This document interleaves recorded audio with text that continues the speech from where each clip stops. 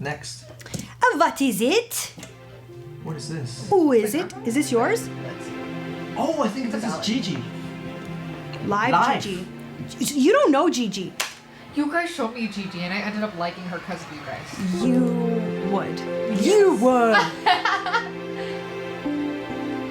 And her band is so... Wait, is that Gigi? That's Gigi. Oh. I'll be there. Ooh, okay. Michael Jackson. You know I'll be there. Yeah. Just call my name. Sounds so live. Yeah. You can hear the bar. And I'll be. You and I must make a pact. We must bring salvation back. Where there is love, I'll be there.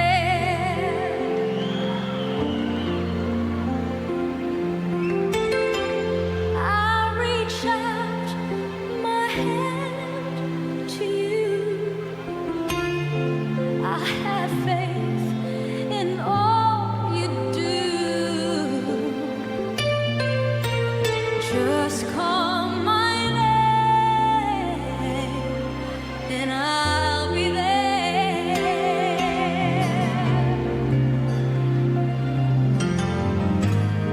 I'll be there. Oh, wait, huh? Comfort you. Oh!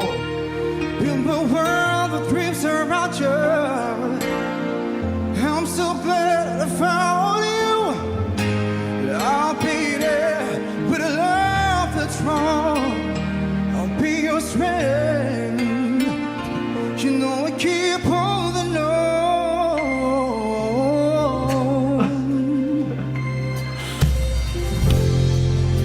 Let me feel your heart for joy and laughter.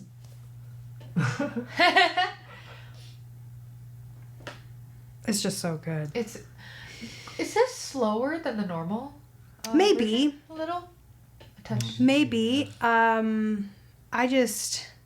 Man, this band is very special. Yes. Is that always the bass player? Yeah. I think so.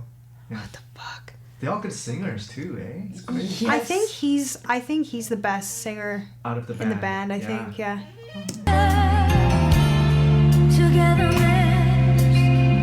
Well, it's all I'm after.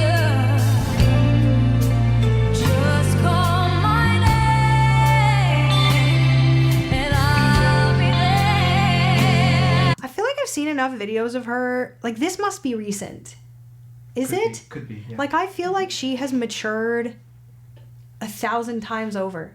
I mean, I don't think she's any better of a singer. I think that's been there. Like, but just look at her.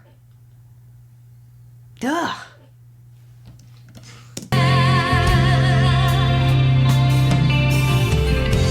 I've been there to protect you with an unselfish love that respects you.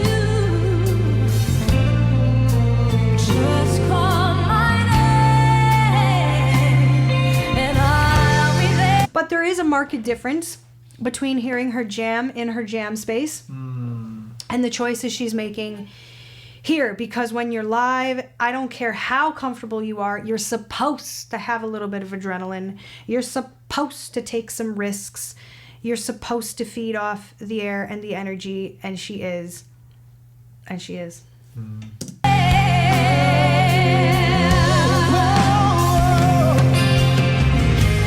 I'll be there, comfort you. Build the world of dreams around you. So we do hear his accent. Yes. Yeah. Yes. I'm so glad that I found you. Yeah, I'll be there with a love that's strong. I'll be your strength.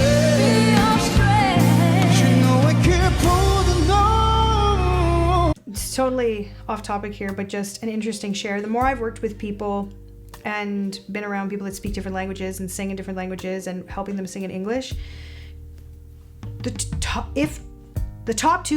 some of the top two, if not the top two things, English's TH must not be common in other languages. TH, th, tongue through teeth, th. This one, it doesn't matter what the language is of the person I'm working with. This is almost, I think in every case, the is a thing. And the other one is our vowel that is the soft I sound, I. I'm sure it exists in other languages. I'm not sure why, but it almost always wants to be turned into a hard E sound. So instead of think, we want to say think. Actually, and with the TH, we want to say dink often. But this is almost an inappropriate time to say this because this man's English is fabulous.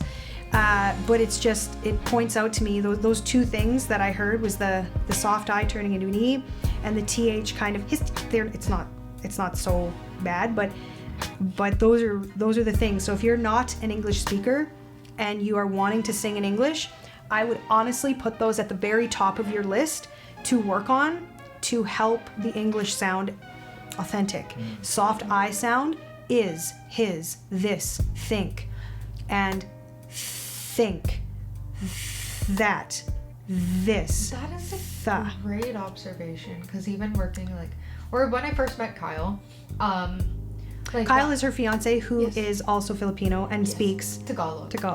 Yeah, he would, and I used to work at a company where they were all Tagalog, and that's like their first language.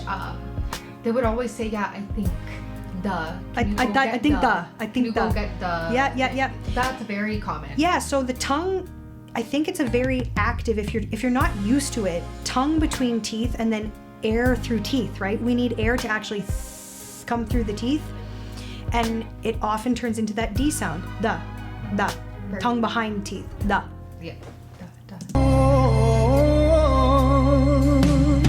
But like this guy's English is like 10 out of 10. He's a bass player. And he's clearly a singer. Like, he must be a singer too. Like, I mean, that's not how I meant that. I hate when people say that to me as a vocal coach. They hear me sing and they're like, you should be a singer. And I'm like, oh Lord. Oh Lord. Yeah, no, I just came out of the womb as a coach. I skipped over singer.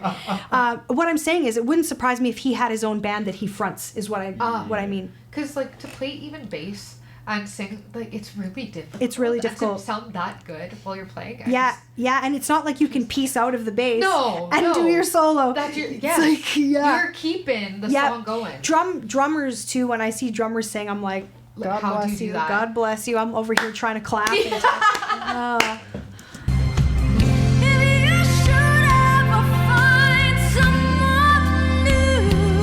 it is slow. Yeah.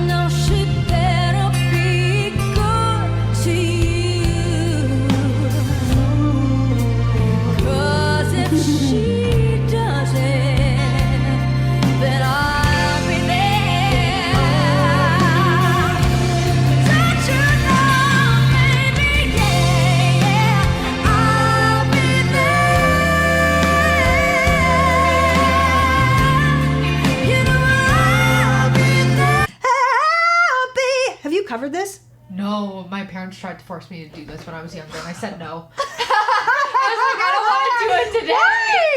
Why? I think it's just because this was done with the Jackson 5, so Michael was very young. Yep. His voice, very high. even just after when he was out of the Jackson 5 and did his own solo career, his voice is just super high. Like he can reach those notes easily and naturally. Bruno Mars, baby. Oh yeah, they're both up there. Yeah. But it's hard. You can hit them. I don't know, Ken. Yes. I'll be there. Do it. I'll be there. You should go apologize to your damn parents and put this on your repertoire list. It will work for you. What? Maybe I'll try after. We're gonna duet it.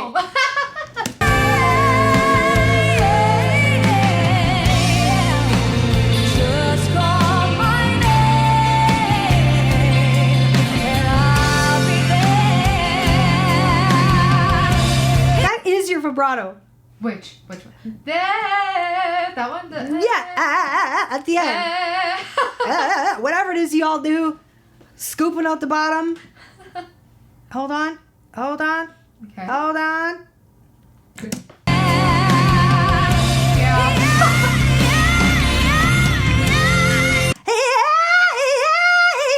That's the kind of shit that live, I love doing it when I'm comfy and feel safe. Yes.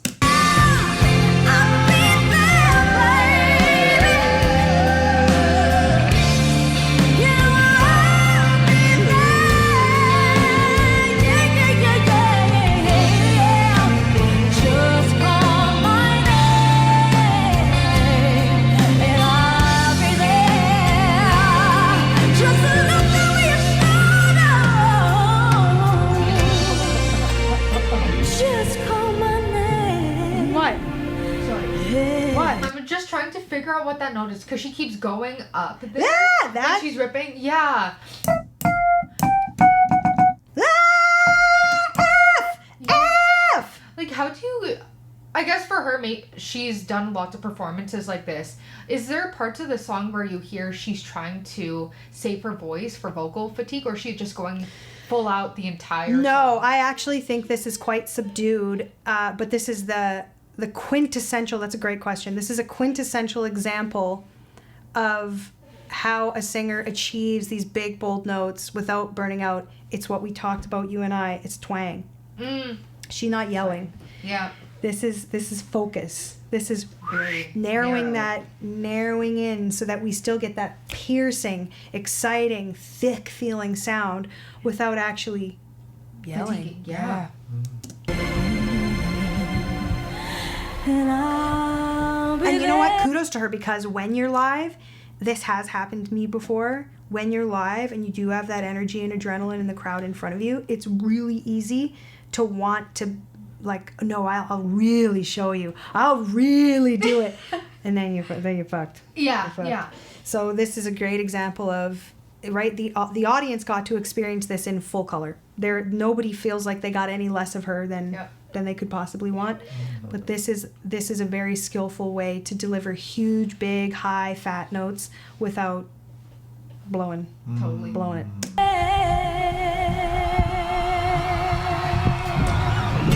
Disgusting.